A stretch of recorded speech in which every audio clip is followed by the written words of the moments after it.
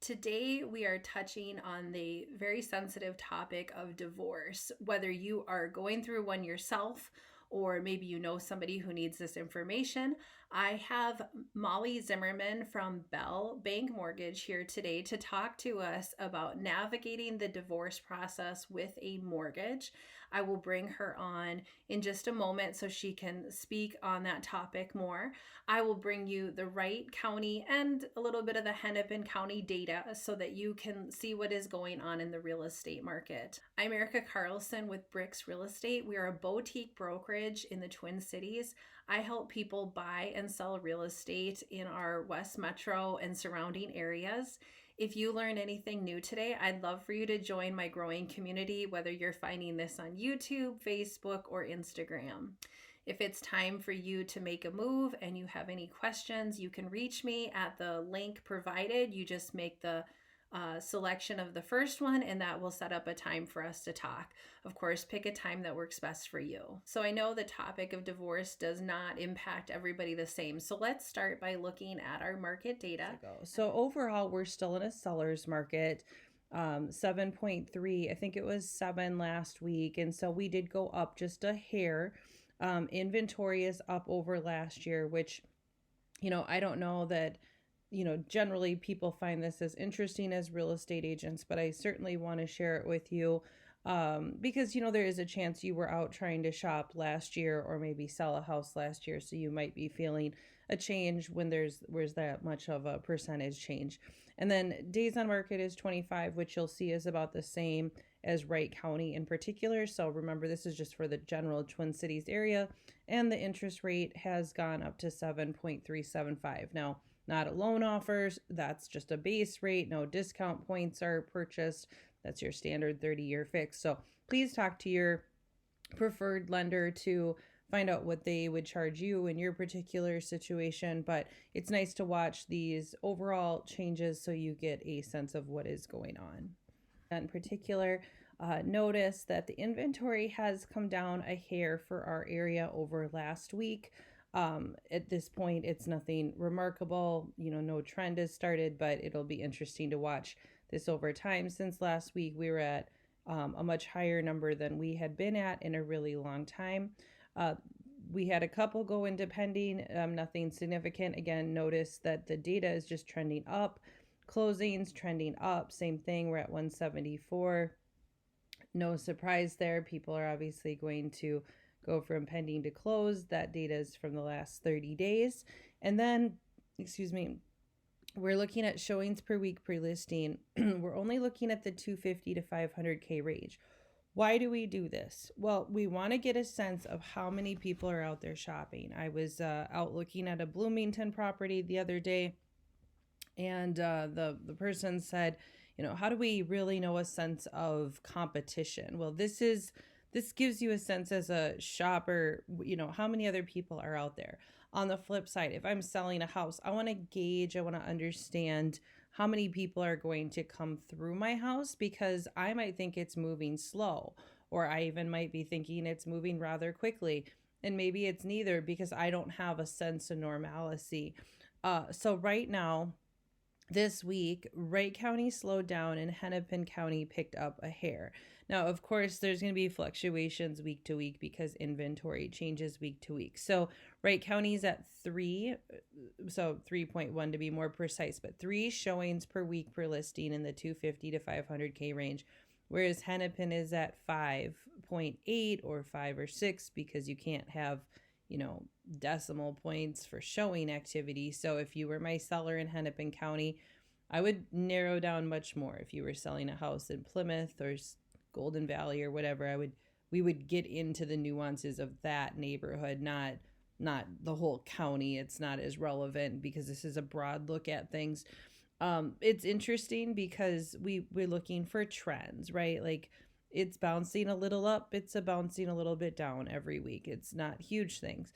Again, going back to April 10th, this was an anomaly of a week. It really was hovering around 3. There was a particular house that pushed it up almost to 8. We've really never seen a week of 8 in Wright County. We tend to hover in the 3s, sometimes the 2s. We just generally don't have very speedy activity in Wright County. This is normal. This is what we expect. And Hennepin always moves a little faster.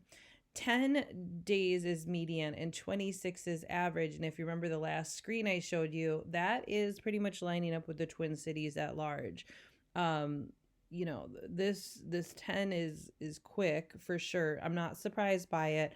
Houses are going into multiple offers. People are competing even at the higher price points. If you have a lot of acreage, if you're sitting on some water, if you have a really, well, I mean, what do I mean by a great house? I mean, that's pretty subjective. But my tip for you, and I never mean to insult anybody when I say this, but get the house super clean. You cannot underestimate what a clean house will do for the sale of your property.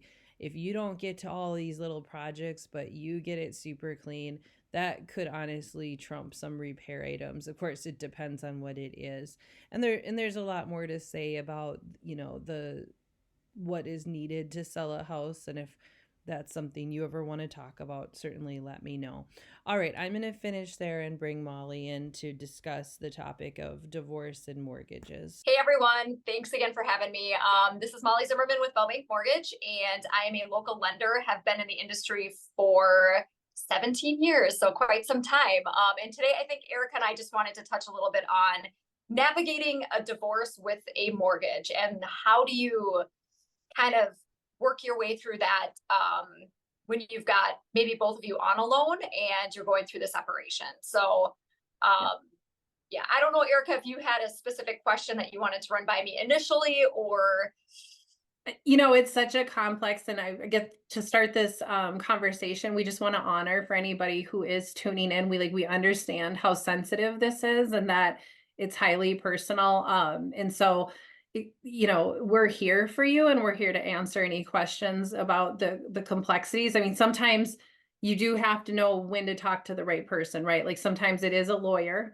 And of course, if it's about the money piece, Molly's a fantastic resource, and you know, and I can help as well. So I guess I'll just use this quick opportunity to share that in this, I do have a special link today provided that if you want to read more about divorce in general with real estate, I've created a guide.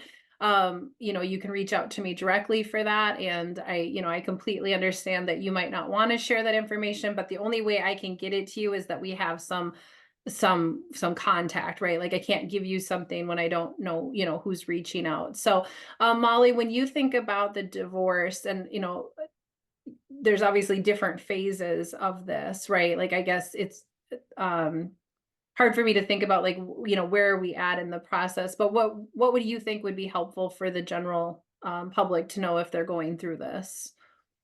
yeah, I mean, I think the biggest thing, I have been approached, a handful of times in the last few years. I think we've all gone through some difficult years recently, and I've had some past clients come to me with, stating they're kind of in the middle of a separation and what do we do? As a lender, for us, as soon as we know that there are attorneys involved and something is like formally filed in the legal system, we have to be very, very, very careful. And in many cases, we have to have a divorce finalized before we can look at, qualifying one of these borrowers to purchase another property. And there's multiple reasons behind why, but a lot of it is we need to know, like, through the divorce, what liabilities are you going to be left with? Is there, alimony that might be paid out? What about child support? There's a lot of different things, and we don't want to put our clients in a bad situation. The important thing as a buyer is to make sure that you're reaching out to your lender and you're having that conversation up front. If you've already taken steps with an attorney, we just need to take a step back and really know where you're at in the process. If, in some cases, like I've actually been able to help, like think about 2020, 2021, when rates were super low. And I've since had some of these clients go through separations and divorces.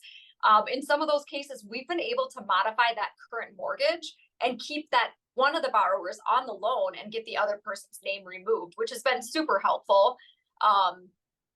The question there is, do you have to pay equity out to your ex?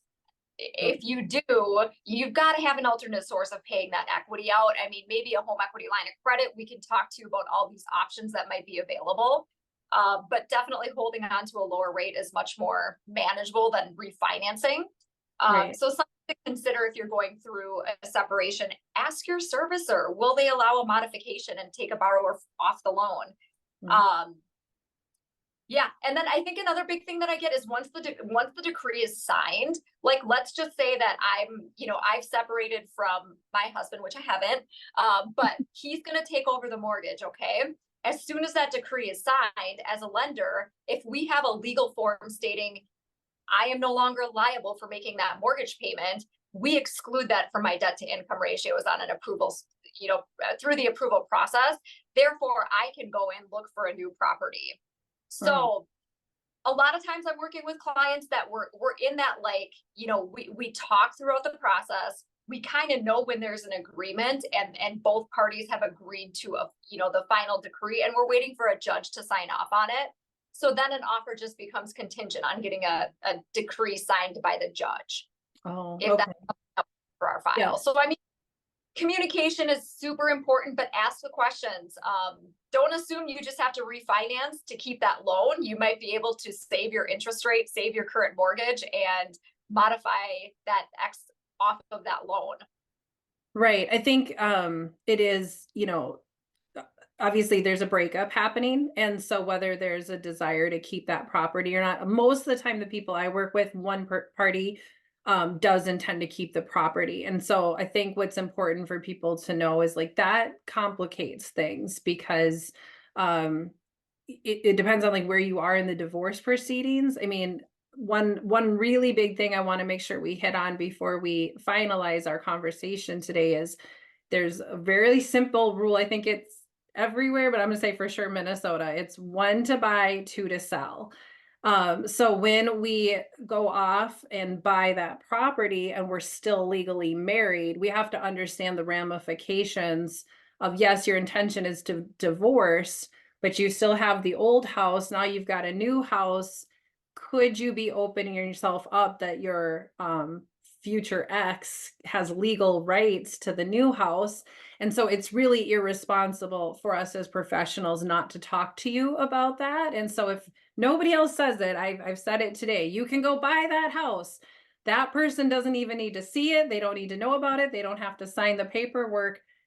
It doesn't mean that they don't legally get rights to it. And that's what makes me nervous when I do help my clients that are going through divorce proceeding. It's like, let's just pause here for a second. Are you comfortable with the fact that this person could legally have rights to this property, even though you're intending to break up and divorce? If you're not nervous, I'm not nervous. Because it's not going to be my problem at the end of the day that someone's coming out of the woodwork. But when we're married, we have that financial component.